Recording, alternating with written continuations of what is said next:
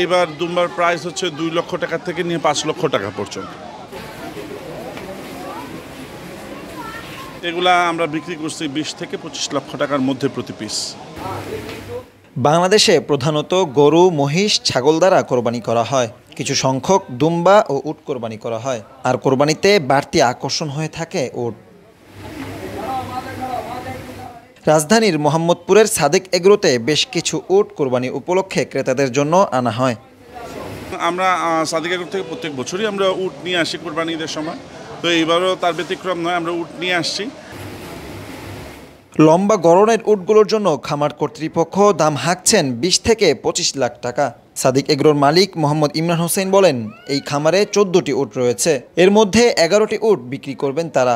ইতোমধ্যে 5টি উট বিক্রি হয়েছে বলেও জানান তিনি। আমাদের কাছে টোটাল 14টা উট আছে, এর মধ্যে 4টা উট হচ্ছে লেগে বিক্রি করবো না আমরা, এগুলো আমরা ব্রিডিং পারপাস আমরা লালন পালন করতে চাই।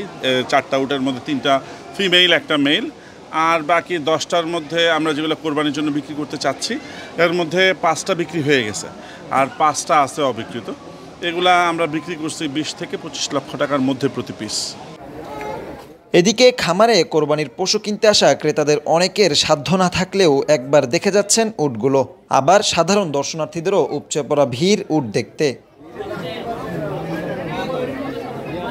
ওই যে এই বালুর মাঝে শুয়া গুইরায়, ঠিক আছে, মানে গৈর মারে আর শুয়া, তো আমরা পরিষ্কার করে রাখি সুন্দর দেখানোর জন্য আর কি, পরিষ্কার করি আমরা। মানুষ আয় দেখে, তো দৈনিক আয় দেখে।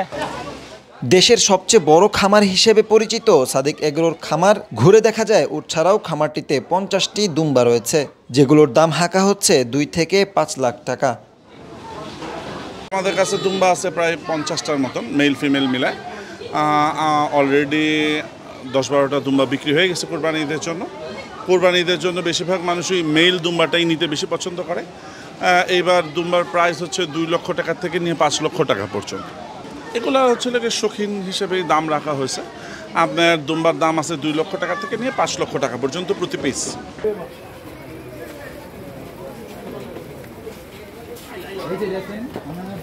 হুসাইন আহমেদ, দৈনিক করতোয়া, ঢাকা।